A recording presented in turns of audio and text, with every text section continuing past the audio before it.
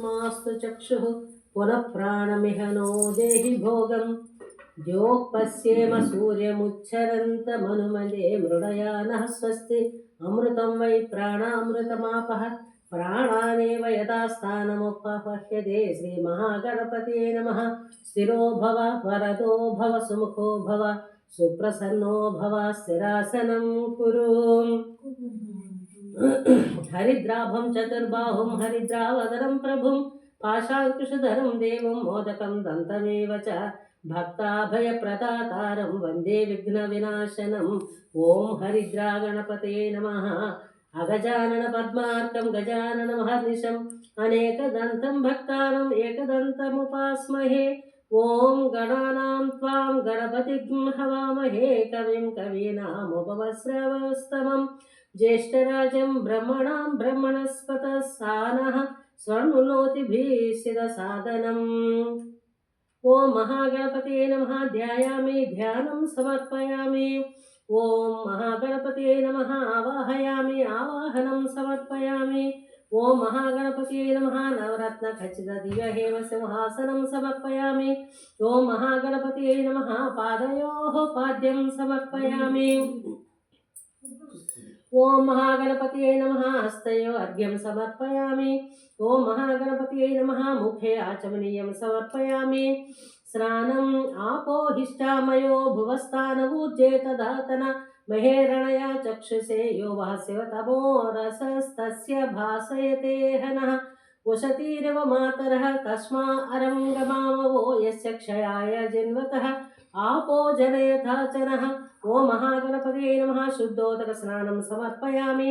स्नानानन्तरम् आचमनीयं समर्पयामि।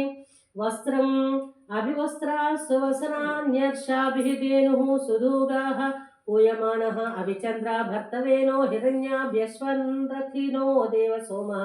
ओम महागणपतये नमः। वस्त्रं समर्पयामि। यज्ञोपवीतम् ओम यज्ञोपवीतं परमं पवित्रं प्रजापतिर्यत्सहजं पुरस्तात् आयुष्यमध्यपति पुंचशुभ्रं यज्ञोपवीतं परमस्तु तेजः। ओम महागणपतये नमः। यज्ञोपवीतार्थम् अक्षतां समर्पयामि। गन्धद्वारं दुराधर्षां नित्यपुष्टां करीषिणीं ईश्वरीं सर्वभूतानां तामिहोपह्वेश्वर्यम्। ओम महागणपतये नमः। दिव्यश्रीगन्धं समर्पयामि। ओम महागणपतये नमः। आभरणं समर्पयामि। ओम सुमुखाय नमः। ओम एकदन्ताय नमः। ओम कपिलाय नमः। ओम गजकर्णकाय नमः। ओम लंबोदराय नमः। ओम विकटाय नमः। ओम विघ्नराजाय नमः। ओम गणाधिपाय नमः। ओम धूमकेतवे नमः। ओम गणाध्यक्षाय नमः। ओम फालचंद्राय नमः। ओम गजाननाय नमः। ओम वक्रतुंडाय नमः। ओम शुभकर्णाय नमः। ओम हेरंभाय नमः। ओम स्कंदपूर्वजाय नमः। ओम सर्वसिद्धिप्रदाय नमः। ओम महागणपतये नमः। नानाविध परिमलपत्रपुष्पाणि समर्पयामि। धूपं वनस्पत्युद्भवेद्दिव्यैः नानागन्धैः सुसंयुतः आग्रह्य सर्वदेवानां धूपोऽयं प्रतिगृह्यताम्। ओम महागणपतये नमः। धूपमाग्रापयामि। दीपं साध्यं त्रिव्यक्तिसंयुक्तं वहिना योजितं प्रियं गृहाणमङ्गलं दीपं त्रैलोक्यतिमिरापः भक्त्या दीपं प्रयच्छामि देवाय परमात्मने त्राहि मां नरकाद्घोरात् दिव्यज्योतिर्नमोऽस्तुते। यो महागणपतये नमः। प्रत्यक्षदीपं समर्पयामि। धूपदीपानन्तरम् आचमनीयं समर्पयामि। नैवेद्यम् ओम भूर्भुवस्वः तत्सवितुर्वरेण्यं भर्गो देवस्य धीमहि धियो यो न प्रचोदयात् सत्यं त्वारुतेन परिषिञ्चामि। अमृतमस्तु अमृतोपस्तरणमसि श्रीमहागणपतये नमः। नैवेद्यं समर्पयामि। ओम प्राणाय स्वाहा। ओम अपानाय स्वाहा। ओम यानाय स्वाहा। ओम वदानाय स्वाहा। ओम समानाय स्वाहा। मध्ये मध्ये पानीयं समर्पयामि। अमृतापिधानमसिवतराभूषं समर्पयामि। हस्तौ प्रक्षालयामि। पादौ प्रक्षालयामि। शुद्धाचमनीयं समर्पयामि। यो महागणपतये नमः। नैवेद्यं समर्पयामि। ताम्बूलं पूगीफलश्चकर्पूरैः नागवल्लीदलैरितं मुक्ताचूर्ण संयुक्तं ताम्बूलं प्रतिगृह्यताम्। ओम महागणपतये नमः। ताम्बूलं समर्पयामि। नीराजनं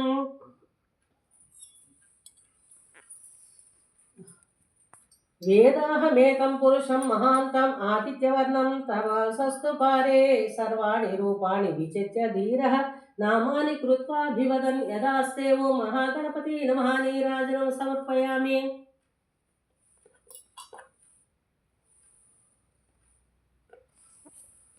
मंत्रपुष्पं शुभकच्छैकदन्तश्च कपिलो गजकर्णकः लम्बोदरश्च विकटो विघ्नराजो गणाधिपः धूमकेतुर्गणाध्यक्षः पालचन्द्रो गजाननः वक्रतुण्डशूर्पकर्णो हेरम्बस्कन्दपूर्वजः षोडशैतानि नामानि यपटे चृणुयादपि विद्यारम्भे विवाहे च प्रवेश निर्गमे तथा सङ्ग्रामे सर्वकार्येषु विघ्नस्तस्य न जायते। ओ महागणपति नमः। सुवर्ण मंत्रपुष्पं समर्पयामि। आत्मप्रदक्षिण यानि कानि च पापानि जन्मान्तरकृतानि च तानि तानि प्रणश्यन्ति प्रदक्षिण पदे पदे पापोऽहं पापकर्माहं पापात्मा पापसम्भवः त्राहि मां कृपया देव शरणागतवत्सल अन्यथा शरणं नास्ति त्वमेव शरणं मम तस्मात् कारुण्यभावेन रक्ष रक्षगणाधिप। ओ महागणपति नमः। प्रदक्षिणा नमस्कारं समर्पयामि। ओम महागणपतिये नमः। चक्र चामरादि समस्त राजोपचारान् समर्पयामि। क्षमा प्रार्थना। यस्य स्मृत्या च नामोक्त्या तपः पूजा क्रियादिषु न्यूनं सम्पूर्णतां याति सद्यो वन्दे गजाननं मन्त्रहीनं क्रियाहीनं भक्तिहीनं गणाधिप यत्पूजितं मया देवा परिपूर्णं तदस्तु ते।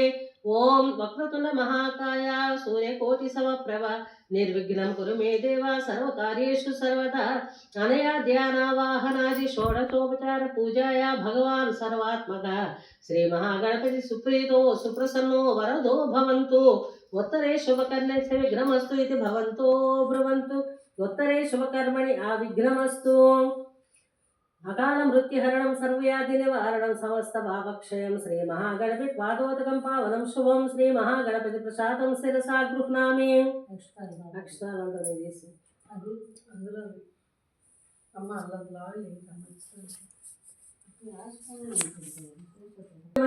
जन्तदेवाः तानि धर्माणि प्रथमान्यासन् देहनाकं महिमानः सचन्ते यत्र पूर्वे साध्या सन्ति देवाः। ओम श्री महागणपति नमः। यथास्थानम् उद्वासयामि शोभनार्थे क्षेमाय पुनरागमनाय च। ओम शांति शांति शांतिः।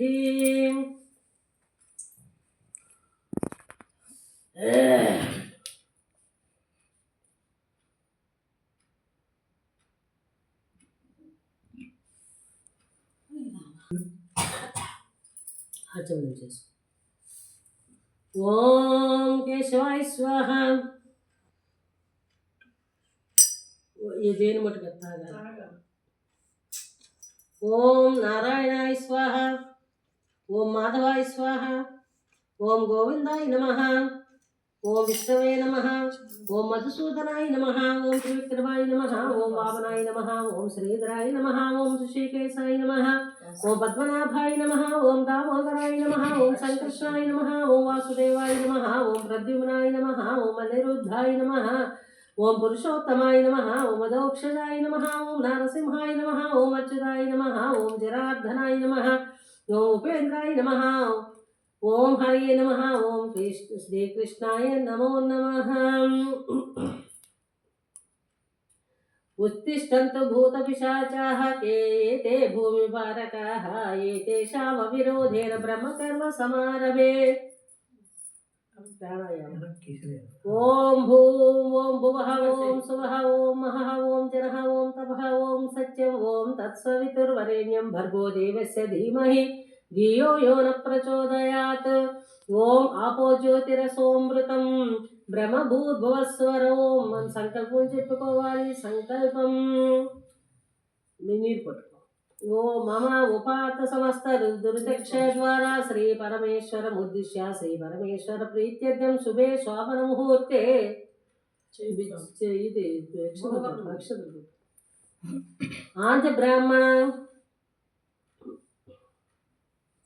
द्वितीय वराध्ये श्वेतवराह कल्पे वैवस्वत मन्वन्तरे कलियुगे प्रथमपादे जम्बूद्वीपे भरतवर्षे भरतखण्डे मेरोर्दक्षिण दिग्भागे श्रीशैल श्रीसान्य प्रदेशे कृष्णा गोदावर्यो मध्यप्रदेशे शोभनगृहे वसतिगृहे स्वगृहे समस्त देवता ब्राह्मण हरिहर सन्निधौ अस्मिन् वर्तमाने व्यावहारिक चन्द्रमानेन संवत्सरे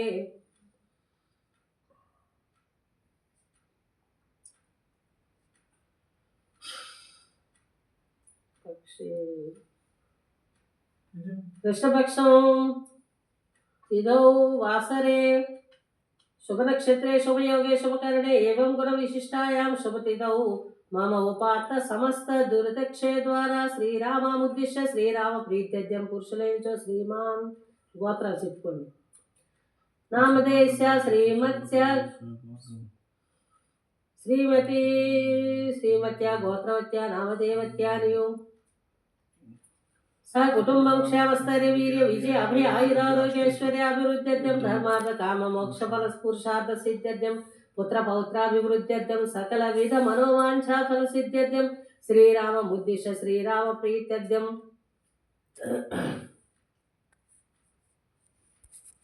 ध्यान वाहनादि षोडशोपचार पूजां करिष्ये तदंग कलश पूजां करिष्ये कलश ఇది గంధము కుంకుమ వేసి పూతో చెప్తూ ఉండాలి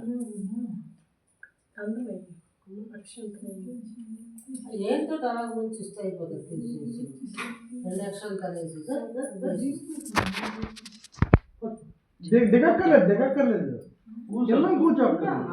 కూర్చో పర్లేదు తప్పలేదు కింద కూర్చోంటే मूले तत्र स्थितो ब्रह्म मध्ये मातृगणास्पृताः ऋग्वेदो धनु यजुर्वेद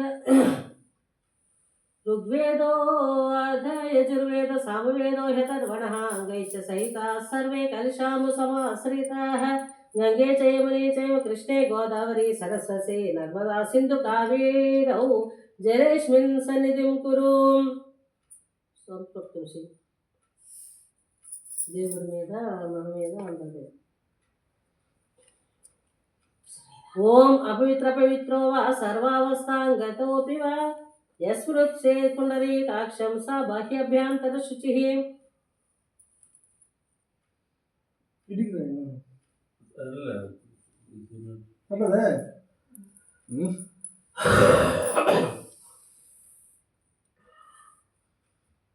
विष्णुं शशिवर्णं चतुर्भुजं प्रसन्नवदनं ध्यायेत् सर्वविघ्नोपशान्तये सुमुखैश्चै च दन्तश्च कपिलो गजकर्णकः लम्बोदरश्च विकटो विघ्नराजो विनायकः धूमकेतुर्गणाध्यक्षः बालचन्द्रो गजाननः वक्रतुण्डः शूर्पकर्णो हेरम्बः स्कन्दपूर्वजः षोडशैतानि नामानि यपटे शृणुयादपि विद्यारम्भे विवाहे च प्रवेशे निर्गमे तदा सङ्ग्रामे सर्वकार्येषु विघ्नस्तस्य न जायते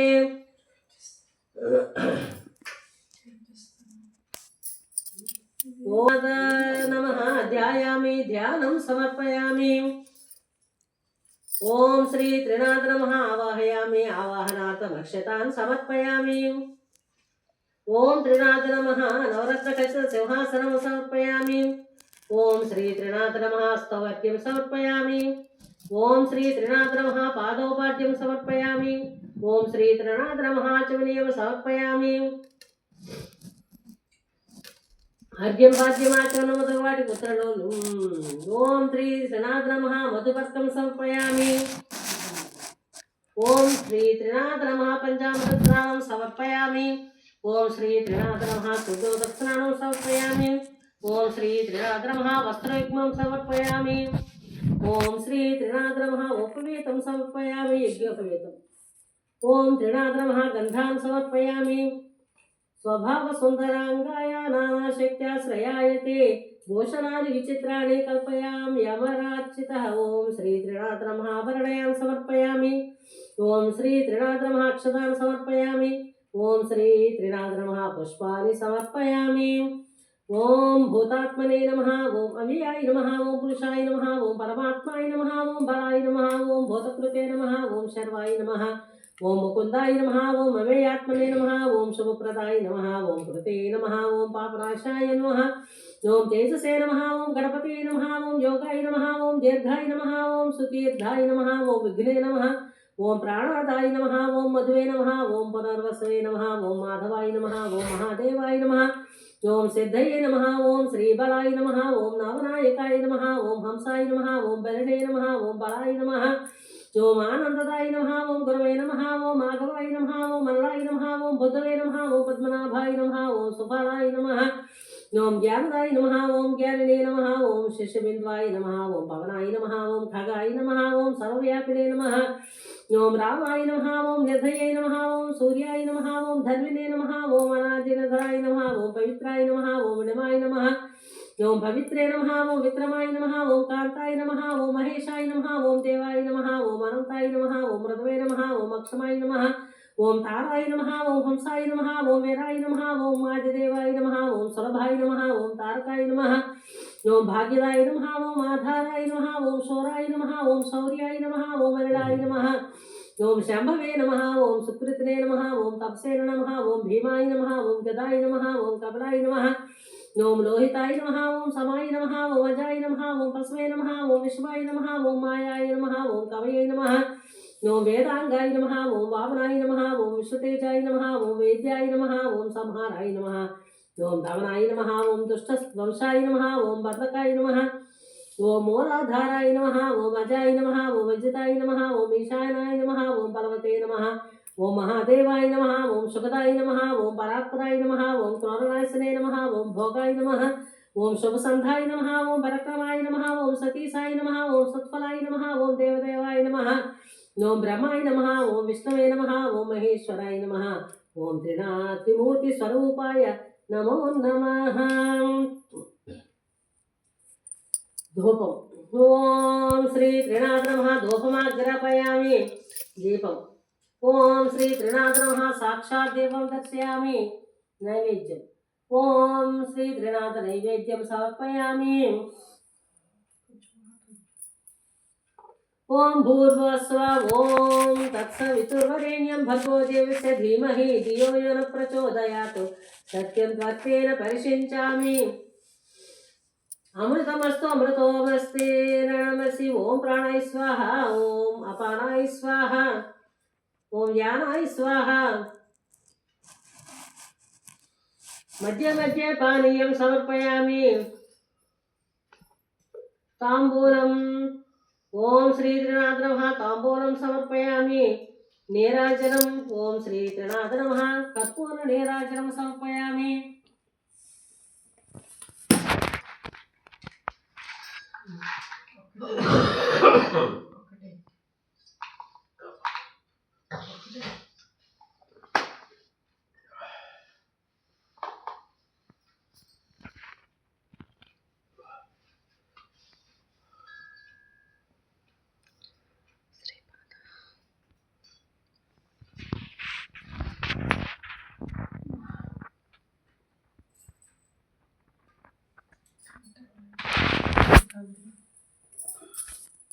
మంత్రపుష్పం సమర్పయామి.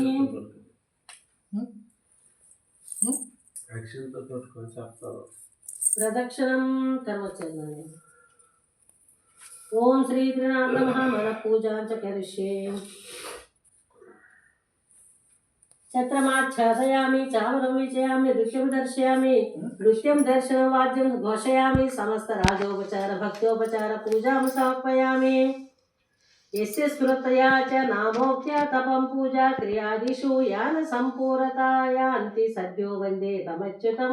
మంత్రహీనం క్రియాహీనం భక్తిహీనం మహేశ్వర యత్పూజితం మయా దేవా పరిపూర్ణం తదస్తుతే.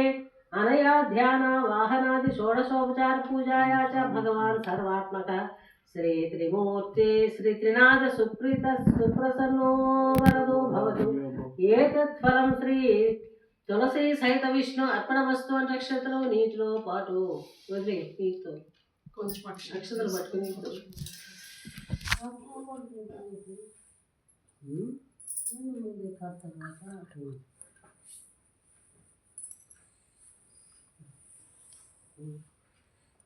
త్రినాథుల వ్రత కథా ప్రారంభం.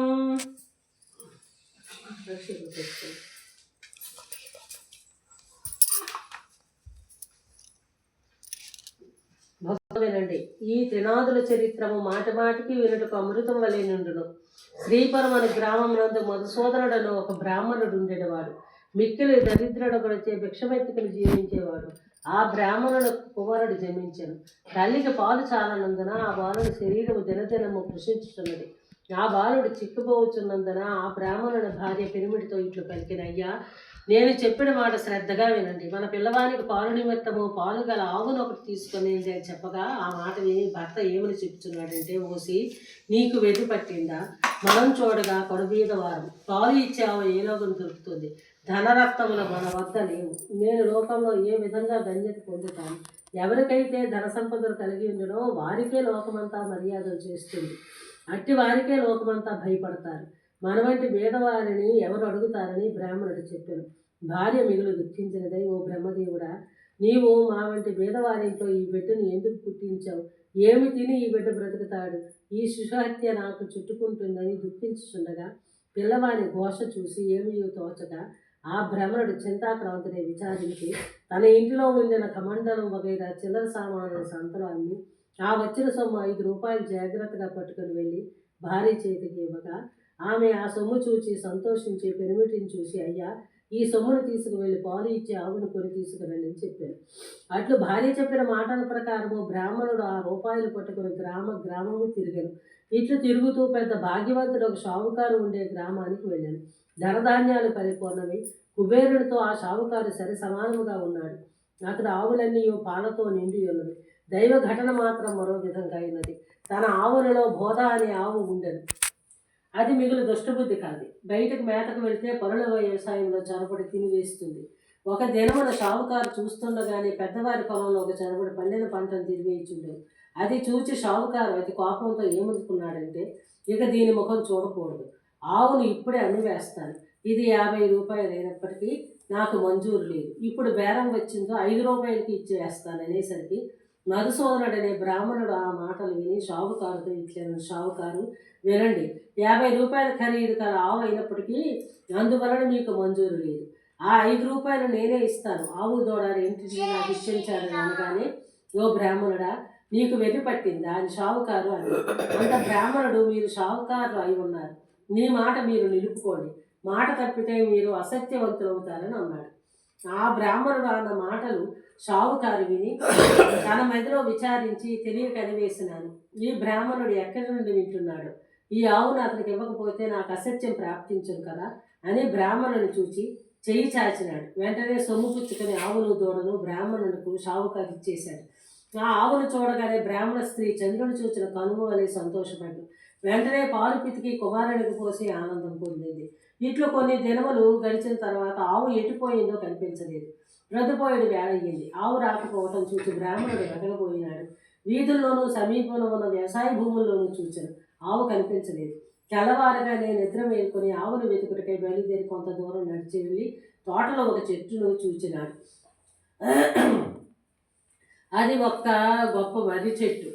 పైన 3 మనుషులు కూర్చుని ఉన్నారు. వారు వరుసగా బ్రహ్మ వారే త్రిమూర్తులను. అటువంటి చెట్టు కింద బ్రాహ్మణుడు కూర్చొని ఆయాసం తీర్చుకొని లేచిపోవచ్చుండగా త్రిమూర్తుల బ్రాహ్మణులతో, విప్రుడా, నీ మనసుకు ఎందుచేత దుఃఖం కలిగింది? నీవెక్కడికి వెళుచున్నావని ఆ సంగతి మాతో చెప్పు అనగా బ్రాహ్మణుడు చేతులు జోడించి, అయ్యా, నేను కడు బీదవాడను, భిక్షమెత్తుకుని బ్రతికేవాడను. నాకు ఒక ఆవు ఉన్నది, అది కనిపించట్లేదు. ఈ దినము శ్రీపురం సంత అవుతున్నది. ఆ సంతకు వెళ్ళి వెతికెదను. ఎక్కడైనా దొంగిలించి తీసుకొని పోయినట్లయితే ఆ సంతలోనే అమ్ముతారు కదా. త్రినాథ స్వాములారా, ఈ ఉద్దేశంతోనే నేను వెతుక్కుంటూ వెళుచున్నానని తన సంగతి చెప్పాను. అది విని బ్రాహ్మణుడు, త్రిమూర్తులు ఏమి చెప్తున్నారంటే, నీవేలాగూ సంతకు వెళుచున్నావు కనుక మా నిమిత్తం ఏమన్నా కొన్ని దినుసులు తీసుకొని రావాలను అని త్రిమూర్తులు అన్నారు. అంత బ్రాహ్మణుడు ఏమి దినుసులు కావాలని అడుగుగా త్రిమూర్తులు ఇట్లాంటి 1 పైసా ఆకు చెక్క, 1 పైసా నూనె మాత్రం తెచ్చియమని చెప్పారు. ఆ మాటలు బ్రాహ్మణుడు ఏమి చెప్పుచున్నాడంటే, ఓ త్రిమూర్తులారా, నాకు పైసలు ఎక్కడ దొరుకును? నేను పేదవాడను కదా, భిక్షమెత్తుకొని జీవించుచున్నాను అనగా త్రిమూర్తులు ఏమి చెప్తున్నారంటే, ఓ బ్రాహ్మణుడా, విను, అదిగో ఆ గోరెంట పొద కనిపించుతున్నది కదా, దాని మొదట 3 పైసలు ఉన్నవి. ఆ మాటలోని బ్రాహ్మణుడు వెళ్ళి ఆ గోరెంట గడ్డి మొదలు పైకి లాగేసరికి 3 పైసలు దొరికాయి. ఇంకా ఉండినేమోనని ఆ చెట్టుని ఇంకనూ పైకి లాగుచుండను. అది చూసి త్రినాథుల వారు, బ్రాహ్మణుడా, నీకు వెర్రి పుట్టిందా? అందులో పైసలు ఇంకా లేవు, ఎంత దొరికిందో అంతే ఇండును అని అన్నారు. ఆ మాటలు బ్రాహ్మణుడు విని అచ్చటి నుంచి వెళ్ళిపోయి కొంత దూరం వెళ్ళి తిరిగి వచ్చి ఆ చెట్టు క్రింద నుంచి చేతులు జోడించగా త్రినాథుడు ఇట్లు పలికిడి, ఓ విప్రుడా, తిరుగు ఎందుకు వచ్చావనగా, అయ్యా మీరు చెప్పిన వస్తువులు నేను ఎలాగూ తెస్తానని ప్రశ్నించగా, నీపై మీద గావంచాతో తెమ్మని త్రినాథులు వారు అన్నారు. అందులో ఆ బ్రాహ్మణుడు గావంచాలో నేను ఎలా ఉంటుంది, మీరు జగత్కర్తలు నాతో కపటంగా చెప్తున్నారనగా, పోయి నీతో కపటంగా చెప్పలేదు, మమ్మ తలుచుకొని నూనె గావంచాలో పోసి తీసుకురమ్మని చెప్పగా ఆ బ్రాహ్మణుడు శ్రీపురం సంతలో ప్రవేశించినాడు. వెళ్ళి చూడగా ఆవు కనిపించలేదు. త్రినాథుల కరుడిపై ఆకులు వక్కలు గంజాయి తీసుకొని నూనె కోసం బజారుకి వెళ్ళి తెలకల వానితో 1 పైసా నూనె గావంచాలో పోయమన్నాడు. అందరూ ఆ తెలకల వాడు ఆశ్చర్యపడి, ఓ బ్రాహ్మణుడా, పిచ్చివాడు కాబోలని నూనె లేదని చెప్పినాడు. అక్కడి నుంచి వెళ్ళి ఒక ముసలి తెలకల వారిని చూసి అడిగినాడు. అంత ముసలివాడు దిగుమట్టు నూనె ఎంత ఇది కావాలన్నాడుగా 1 పైసా నూనె మాత్రం ఇమ్మని బ్రాహ్మణుడు గావంచా చూపించాడు.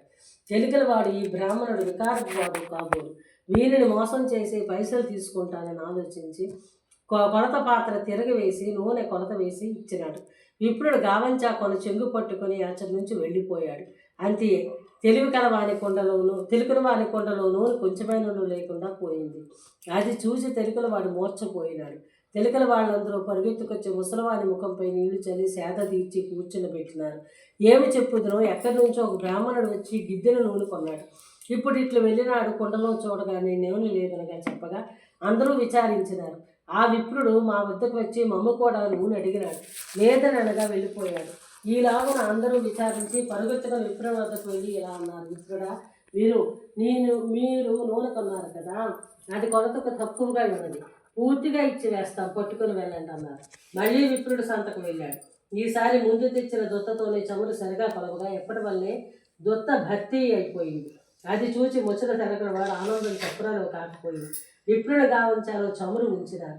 అది పట్టుకొని విప్రుడు వెళ్ళిపోయినాడు. త్రిమూర్తులు వారిపై సామానులు ఇచ్చివేసి సెలవడిగాడు. సెలవు అడగగానే త్రిమూర్తులు విప్రులతో ఏమన్నారంటే, ఓయి, నీ కష్టం చూసి మా మధ్యలో దయ కలిగింది. ఒక మాట విను. నీవు త్రినాథుల సేవ చేసినదేని నీ దరిద్రము పటాపంచలై అధిక సంపదలు కలుగునని త్రినాథులు అనగా, అది విని స్వామి, ఏ వస్తువులతో మిమ్మల్ని పూజ చేయవలనగా త్రినాథులు ఇలాగన్నారు, ఓ ద్విజుడా, వినుము, మా పూజకు అధిక ద్రవ్యం అక్కర్లేదు, కొంచెంతోనే తృప్తి పొందదుము. ఇప్పుడు నీవు తెచ్చిన 3 పైసల సామాగ్రి చాలును. త్రిమూర్తుల పూజా ద్రవ్యములు ఇంతే, మాకు వీనితోనే మేళా చేయుము. 3 మట్టి చిలుమల యందు గంజాయి నలిపి అందులో నిప్పుతో ధూపం వేయవలను. దీప ప్రమిదలు 3 చేసి అందులో చమురు వేసి ఒత్తులు వేసి ఆకు చెక్కలు జాగ్రత్త చేసి ఉంచి రాత్రి తొలిజాములో నీ ఇంటిలోనికి నీ స్నేహితులను పిలిచి పూజా ద్రవ్యములు తెచ్చి అచ్చట ఉంచి సకల పదార్థములకు స్వాములకు సమర్పించగలడు. అలాగను చేసిన సకల పాపములు నివారించును. అది విని ద్విజుడు పూజ చేయటకు ఉపక్రమించాడు. చెట్టు మొదటినే పూజ ఆరంభించి గంజాయి ముందు తయారుపరిచినాడు. అప్పుడు త్రిమూర్తులు నీ గావంచా చెంగు చీరి ఒత్తులు చేయమనగా ద్విజుడు చెప్పుచున్నాడు, నేను పేద బ్రాహ్మణులను భిక్షమెత్తుకొని జన్మను గడుపుకొని కుటుంబ పోషణ చేసుకొనిచున్నాను. అన్నవస్త్రములకు బహు కష్టపడుచున్నాను. దీపం ముట్టించుటకు అగ్గి లేదు. నా గావంచా ఒత్తులకు ప్రాప్తమైనది నా ఆవు దొంగల పాలైనది. నా కుటుంబం ఉపాసంతో ఎదురు చూస్తుంటారు. ఏ బుద్ధితో పూజ చేస్తారని ఏమగించుకొని ద్విజుడు కూర్చున్నాడు. అది చూసి త్రిమూర్తులు, ఓ ద్విజుడా, మధ్యలో చింతపడకు, నీ ఆవు పెయ్య దొరుకుతాయి, నీవు నీ కుటుంబము సౌఖ్యంగా ఉంటారు, వస్త్రములు కూడా దొరుకునని చెప్పినారు. అంటే బ్రాహ్మణుడు చేతులు జోడించి, స్వాములారా, అటువంటి భాగ్యం నాకు ఎప్పుడు కలుగుతుందో అప్పుడు 5 మేళాలు స్వామి వారికి ఇస్తాను. ఈ మాట సత్యమని చెప్పినాడు. దీపం వెలిగించుటకు అగ్గి లేదే, నేనేం చేయగలనగా త్రిమూర్తులు చెప్పుచున్నారు, ఓ బ్రాహ్మణుడా, నీ 2 నేత్రములు మూసుకో. వెంటనే బ్రాహ్మణుడు నేత్రములు మూసుకోగా అకస్మాత్తుగా దీపం వెలిగింది. అది చూసి బ్రాహ్మణుడు ఆనందించి స్వామికి మేళా సమర్పించినాడు. మేళా ఇచ్చివేసి ఆనందంతో బ్రాహ్మణుడు చేతులు జోడించి సాష్టాంగ దండం అలరించినాడు. త్రిమూర్తుల వద్ద సెలవు పొంది కొంచెం దూరం నడిచి వెళ్ళుచుండగా త్రోవలో ఆవును దూడలు చూసి సంతోషించి త్రినాథుల వారు నా యందు దయ ఉంచి ఆవును పెయ్యను తెచ్చి ఇచ్చినారు. వారి పూజ బాగుగా చేసినానని భావించుకొని ఆవును దూడం తోలుకొని పోయి ఇంటికి చేరాడు. చూడగా తన ఇంటిలో సిరి సంపదలు పరిపూర్ణంగా ఉన్నవి. అవి చూచి అధికంగా సంతోషం పొంది కడు శ్రద్ధతో పూజ నడిపించినాడు. చేయవలసిన కార్యక్రమాలందరికీ విశదంగా తెలియపరిచినాడు. తన స్నేహితులను రప్పించి వెనుకటి వలనే మేళా సమర్పించినాడు. మేళా చేయు పద్ధతిని అందరికీ చెప్పగా అంతా ఒప్పుకున్నారు. ఆ రాజ్యంలో ఉన్న ప్రజలందరూ త్రినాద పూజ చేసినారు. అందరి ఇండ్ల యందు సుఖ సంతోషములు నిండారు. దానివల్ల షావుకారు అందరూ వ్యాపారాలు మూసివేసినారు. అందరూ ఆ దేశపు రాజు వద్దకు వెళ్ళి ఫిర్యాదు చేసినారు. వారిని చూచి రాజు, మీరందరూ ఎందుకు వచ్చినారని అడగగా, అయ్యా, మా ఫిర్యాదు మీరు వినవలేను. మధుసోదరుడను పేద బ్రాహ్మణుడు ఒకడు భిక్షమెత్తుకుని జీవించినవాడు శ్రీపురం వెళ్ళి వచ్చి త్రినాద మేళాన్ని ఆచరించినాడు. త్రినాథుడు ఏ దేవతలో వారికి ఆ బ్రాహ్మణుడు పూజించగానే సకల సంపదలు అక్కడ కలిగినవి. ఊరిలో ఉన్న రైతులు 50 మంది చేసినారు. గురుటివారు కుంటివారు అందరూ కూడా మేళాన్ని చేసినారు. అందరూ మోక్షం పొందినారు. ధన ధాన్యాలు కలిగి కుబేరులతో సమానమైపోయినారు. మా వ్యాపారం పోయినది, మా క్రయ విక్రయములు ఎలాగూ జరుగుతాయని చెప్పగా రాజు ఆ మాటలు విని చాలా కోపం తెచ్చుకొని సకల జనులు పిలిపించి కోపంతో ఇట్లన్నాడు, త్రినాథులు అనే దేవతలు ఏమి దేవతలు? వీరిని మీరు ఎందుకు పూజించుతున్నారు? నేను చెప్పుచున్నాను వినండి. ఈ పూజ మీరు చేయకూడదు. అట్లు పూజ ఎవరు చేస్తారో వారు 500 రూపాయలు జరిమానా ఇచ్చి 6 మాసముల ఖైదులో ఉండవలసింది. అట్లా కానీ అట్లా శూలం వేయబడినని రాజుగారు ప్రజలందరికీ తాకీదు ఇచ్చి పంపించినారు. ఈ సంగతి త్రినాథుల వారికి తెలిసి ఆ రాజులకు దండను విధించినారు. దాని ఫలితముగా రాజకుమారుడు చనిపోయినాడు. నగరంలో ఏడ్పు ఘోష వినిపించుచున్నది. ప్రజలందరూ రాజు వద్దకు పరిగెత్తినారు. రాజు దైవకృప తప్పడం వలన తన కుమారుడు చనిపోయినాడని అనుకుంటున్నాడు. కుమారుని ముఖం చూస్తూ రాజు ఏడ్చుచున్నాడు. తల్లి, బంధువులు మొదలగు వారంతా దుఃఖించుచున్నారు. దహనం చేయటికే స్వర్ణభద్ర నదీ తీరమునందు ఆ శవం ఉంచినారు.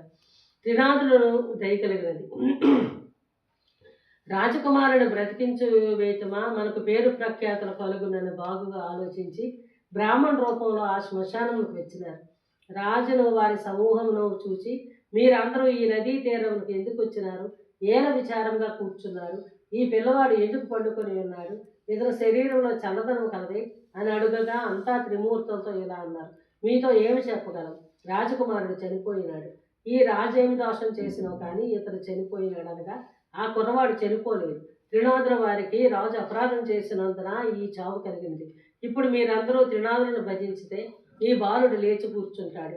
మా మేళా చేయుటకు రాజు ఒప్పుకున్నట్లయితే ఈ రాజకుమారుడు బ్రతకగలడని చెప్పి త్రినాథమూర్తులు అదృశ్యులైనారు. అందరూ వారి మాటలకు విని త్రినాథ స్వామి పేరు ఆ రాజు తన చెవిలో చెప్తున్నారు. 7 మేళాలు చేయుటకు ఒప్పుకున్నారు. అలా ఒప్పుకోగానే రాజకుమారుడు లేచి కూర్చున్నాడు. అది చూసి అందరూ సంతోషం పొందినారు. అప్పుడు త్రిమూర్తుల పేరు మాటి మాటికి స్మరించినారు. అందరి నోటి నుంచి వెలువడిన పలుకులు సముద్ర గర్జన వలె వినిపించినవి. అటువంటి సమయమున ఒక వర్తకుడు ఆ ఊరి మీదుగా తన వాడలో విదేశములకు సరుకులు తీసుకువెళ్తున్నాడు. ఆ వాడను నడిపించుకొని స్వర్ణభద్ర నదీ తీరమును ప్రవేశించినాడు. ఘోష చేసిన స్థలం దగ్గరకు వెళ్ళినాడు. వారిని చూచి, జల్లారా, త్రినాథుల పేర్లు ఏమి పేర్లు? మీరేమి స్మరించుతున్నారు? వినడానికి శ్రద్ధగా ఉన్నది అనగా రాజుగారి మనుష్యులు ఇట్లన్నారు, ఓ వర్తకుడా, వినుము. బ్రహ్మ విష్ణు మహేశ్వరు అనేవారు త్రినాథ స్వామి. అటువంటి ప్రభువులకు మా రాజుగారు మన్నించినందున అపరాధుడైనాడు. ఆ అపరాధం వల్ల ఈ రాజకుమారుడు చనిపోవడిచి ఇతనిని మేము తీసుకుని వచ్చి అగ్ని సంస్కారం చేయడం కూర్చున్నామని ఇది చూసి ప్రభువులకు దయకలిగి వచ్చి వీరిని బ్రతికించినారు. అందుకు 7 మేళాలు చేయుటకు ఒప్పుకున్నాం. వెంటనే రాజకుమారుడు బ్రతికి కూర్చున్నాడు. ఈ విధంగా వారు చెప్పగా విని షావుకారు మధ్యలో సంతోషించి, అటువంటి ప్రభువులు ఎక్కడుందరో, చనిపోయిన రాకుమారుడు బ్రతికి కూర్చున్నది. నా వాడల ఒడ్డున అడ్డుకొని ఉన్నది. నేను ఈ ఒడ్డుపై వెళ్ళి వస్తాను. నా ఇంటికి సుఖంగా చేరుకుంటాను. నాకు వ్యాపారంలో నష్టం రాకపోయినట్లయినా ప్రభువులు వారికి 5 మేళాలు చేస్తాను. ఇట్లు మనస్సులో సంకల్పించుకొని వాడిపై కూర్చొని నడిపించుకొని వెళ్ళిపోయినాడు. వైదేశం వెళ్ళి అతను గొప్ప లాభం పొంది తిరిగి వచ్చి వాడ నడిబొడ్డును అంగర వేయించి ఇంటికి వెళ్ళినాడు. తన నౌకర్లందరూ వాడలోని ధనం మోసుకొని పోయినారు. ధనమును ఇంటిలో వేసుకొని షావుకారు సంతోషంతో ఉన్నాడు. ధనం చూసి ప్రభువులు వారి మేళాలు నచ్చారు. అందుకు ప్రభువులకు కోపం కలిగి దండం వేసినారు. వాడ నీటిలో మునిగిపోయింది. నౌకర్లు వాడలో ఉన్న వారందరూ నీటిలో మునిగిపోయింది. అది తెలిసిన అతను కూడా భూమిపై గోల పెట్టినాడు. మరికొంతసేపటికి తెలివి తెచ్చుకొని ఏడ్చుచుండగా ఆకాశంలో ఉండే త్రినాథుడు, నీవు మాకు మేళాలు ఇచ్చినావు కావు, అందుచేతనే వాడ మునిగింది. నీవు 5 మేళాలు సమర్పించినట్లయితే నీ వాడ నీకు ప్రాప్తించును సెలవిచ్చినాడు. అది విని షావుకారు మదిలో దుఃఖించి, ముందు నేను సంకల్పం చేసి ఉంటుంది, ప్రభువుల మహిమను నచ్చింది, ఇప్పుడే త్రినాథుల వారికి మేళా ఇస్తాను అని మదిలో నిర్ణయించుకొని మేళాకు కావలసిన సామాగ్రి తెప్పించి స్నేహితులను రప్పించి ప్రభువుల వారికి మేళా సమర్పించి ప్రార్థించినాడు. నీటిలో మునిగిపోయిన వాడ వెంటనే పైకి తేలింది. అది చూసి పట్టలేని సంతోషం పొందాను. పరిచారకులు నౌకర్లు వాడలో గల మిగిలిన ధనం కొనిపోయినారు. ధనం మోయించి షావుకారు ఇంటిలో ప్రవేశించారు. గంజాయి ఆకులు చెక్కలు అన్నీ స్వామివారికి మేళా సమర్పించి సాష్టాంగ దండ ప్రణామములు చేసినారు. రాజ్యమంతా త్రినాథ స్వామి మేళా గురించి ప్రకటనలు పంపించినారు. మేళాను చూచుటకు అందరూ వచ్చుచున్నారు. గుడ్డివాడి ఇట్టి స్థితిలో గుడ్డివాడకుడు తావలో పోయే వారికి, అన్నా మీరెవరు, మీ పేరేమిటి, మీరు ఎక్కడికి వెళుతున్నారని వారు మేళా చూచుటకండ్రి. అది విని గుడ్డివాడు, నాకు కళ్ళు కాంటావు, మీరందరూ నేత్రములతో చూస్తారు, నేను దేనితో చూస్తాననగా, గుడ్డివాడ త్రినాథ స్వామి వారికి భజింపు, నీ కన్నులు బాగుగా కనపడు, ప్రభువులు వారి మహిమ చూడవచ్చును అని చెప్పి వారంతా మేళా వద్దకు ప్రవేశించినారు. గుడ్డివాడ ఆ తావులో కూర్చుని స్వామివారి భజన చేయుచుండగా కొంచెము కన్నులు కనిపించినవి. అప్పుడు గుడ్డివాడు కొంత దూరం పోయినాడు. దారిలో ఒక సొట్టవాడు కూర్చుని ఉన్నాడు. వానిని చూచి, నీవు ఇంత కష్టంలో ఎక్కడికి వెళుచున్నావని అడిగినాడు. గుడ్డివాడు చెప్పుచున్నాడు, అన్నా నేను మేళాన్ని చూచుటకు వెళుచున్నాను. ఆ మాటలు చొట్టవాని విని, స్వామివారి దయ నా మీద లేదు, చేతులు కాళ్ళు పొట్ట నేను ఎలాగూ నడవగలను, నీకు కాళ్ళున్నవి, దేక్కుని వెళ్ళగలవు. అంత గుడ్డివాడు చెప్తున్నాడు, నీవు త్రినాథ స్వామి వారిని భజింపువు, నీ కాళ్ళు చేతులు బాగవుతాయి, క్షణంలో ఇద్దరం కలిసి వెళ్ళిపోదాం. నేను కేవలం గుడ్డివాడే, ఏ మాత్రం కన్నులు కనిపించలేదు, త్రినాథ స్వామివారిని భజించినాను కనుక కొంచెం కనిపిస్తున్నది, అందుచే నీవు కూడా స్వామివారిని భజించినావంటే నీ బాధలు నివారణ చేస్తారని చెప్పగా, సట్టువాడు త్రినాథ త్రినాథ అని భజించినాడు. గురుడి అన్న, నీకు కాళ్ళు నువ్వు నడవగలవు, నేను ఎలాగూ నడవగలను, నన్ను నీ భుజం మీద కూర్చోబెట్టుకొని నెమ్మదిగా నడిచి వెళ్ళు, నేను త్రావ చూపుతుంటాను, నిశ్చింతగా ఇద్దరము మేళాకు చేరుకుందామని సొట్టవాడు చెప్పాడు. అతని మాటలు విని గుడ్డివాడు సొట్టవాడిని భుజంపై కూర్చోబెట్టుకొని మెల్లగా నడిచిపోతున్నాడు. నేస్తం, నా నేత్రాలు నిర్మలంగా కనిపించుతున్నవనగా సొట్టవాడయ్యా ఇప్పుడు నడిచిపోగలను. ఈ విధంగా గుడ్డివాడు సొట్టవాడు కలిసి త్రినాథ స్వామి మేళా దగ్గర ప్రవేశించినారు. ఆ మేళా జరుగు స్థలంలో నిత్యము ఒక వైష్ణవుడు వస్తూ ఉండేవాడు. అతడు త్రినాథ మేళా చెల్లకుండా ఇంటికి ఎప్పుడూ వెళ్ళిపోతూ ఉంటాడు. అతనికి ఆ పొద్దు మన స్థానం ముందు కూర్చుండబెట్టవద్దని అనుకుని మేళా చేయవారంతా వైష్ణవుడు రాగానే చూచి, మేళా చెల్లకుండా నీవు వెళ్ళుచున్నావు కాబట్టి నేను మేళా వద్దకు రాకుండా ఆపు చేయడమైనదని చెప్పగా, వైష్ణవుడు ఏమంటున్నాడు అనగా, నాయనలారా అపరాధం క్షమించండి, ఇక నుండి మేళా కాకుండా వెళ్ళను, నేను నికరముగా చెప్పుచున్నాను, నా గురువు ఇక్కడికి వచ్చినా సరే విడిచి వెళ్ళను. దైవయోగం నా క్షణమే గురువు వచ్చి వైష్ణవ ఇంటి వరకు వెళ్ళినాడు. నా శిష్యుడు ఎక్కడ వెళ్ళినాడు, ఈ దినం అగుపించలేదేమని వైష్ణవుడి గురించి అతని తల్లిని అడిగినాడు. అప్పుడు అతనితో ఇలాగని చెప్పింది, నా కుమారుడు మేళా వద్దకు వెళ్ళాడు, గురువు మేళా ఎవరిదని అడిగాడు. అందులో ఆ ముసలిది అది త్రినాథుని మేళా అని చెప్పింది. ఆ మాటలు విని గురువు అక్కడికి వెళ్ళి చూడగా అంతా స్వామివారికి భక్తి శ్రద్ధలతో పూజ చేయించున్నారు. అది చూచి గురువు పాపం వచ్చి బాగా తిట్టి మేళా స్థలంలో సామాగ్రిని కాలితో తన్నివేశాడు. తర్వాత వైష్ణవుని పట్టుకుని బరబరా లాక్కుపోయాడు. కొంత దూరం వెళ్ళేసరికి బోరుడు వర్షం కురియసాగింది. కటిక చీకటి కావటం వల్ల త్రోవ కనిపించటం లేదు. గురు శిష్యులు చెల్లాచెదిరి అతి కష్టం మీద గురువు గారి ఇంటికి చేరుకున్నారు. గురువు ఇంటిలో చూడగా అతని భార్య గడప వద్ద కూర్చుని ఏడుచుచున్నది. గురువు ఆశ్చర్యపడి లోనికి పోయి చూడగా అతని భార్య కుమారుడు చనిపోయినారు. వారిని చూచి గురువు మూర్ఛపోయాడు. శిష్యుడు పట్టుకొని లేపి కూర్చుండబెట్టి ముఖంపై నీళ్లు చల్లి, అయ్యా తమరు త్రినాథ స్వామి వారికి అపరాధులు, త్రినాథ మేళాను పాడు చేసినారు, అందుకే మీకు ఇది ప్రతిఫలం. మీరు నిష్ఠతో స్వామివారికి మేళాను చేసినట్లా మీ భార్య కుమారులు బ్రతుకుతారని శిష్యుడు అనగా, ఆ మాట విని గురువు 5 మేళాలు ఇచ్చుటకు ఒప్పుకొనగా వెంటనే భార్య కుమారులు లేచి కూర్చున్నారు. త్రినాథ మేళా పాడు చేసినందుకు తగిన శిక్ష దొరికింది. నేను మూర్ఖుడను, అధముడను, ప్రభువుల వారి మహిమ తెలుసుకోలేకపోతున్నాయని ప్రభువుల వారిని క్షమాపణ వేడి మేళాకు కావలసిన పదార్థములు యావత్తు తెప్పించి అందరితో కలిసి మేళా సమర్పించినాడు. నూనె కాండం చెల్లింది. ప్రభువుల వారి పూజ కావచ్చినది. ఆకులు చెక్కలు గంజాయిని అందరూ పంచుకొని సేవించి సుఖమనుభవించారు. ఈ చరిత్ర ఎవరు వింటారో వారికి కుష్ఠవ్యాధి గుడ్డితనం కూడా పోయి తరిస్తారు. పుత్రులు లేచి స్త్రీ నిర్మలంగా వింటే పుత్రులు పుడతారు. ఎవరైనా కొంటిగా హాస్యం చెప్పిన నడ్డితనము గుడ్డితనము కలుగుతుంది. ముగ్గురు త్రిమూర్తులను 3 స్థలముల నుంచి ముందు విష్ణువును పూజించగలను. చందనము పువ్వులను తెచ్చి త్రిమూర్తులను వేరువేరుగా పూజించగలను. నైవేద్యం సమర్పించి గంజాయిలో అగ్నిని వేయగలను. తాంబూలము 3 భాగములు చేసి ఉంచగలను. త్రిమూర్తుల వారి ఎడమ భాగం వినాయకుడు ఉంచగలను. 3 దీపం వెలిగించి ఓ త్రినాథ స్వామి ద్వారా దయచేయండి అనవలియను.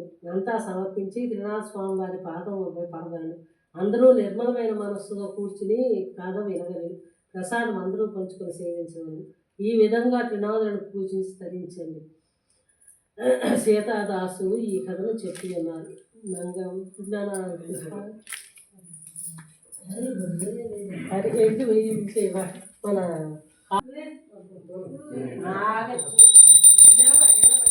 మంగళం భగవాన్ విష్ణు మంగళం మధుసూదన మంగళం పునరేకాక్ష మంగళం గరుడధ్వజ నీరాజన జవాసాయ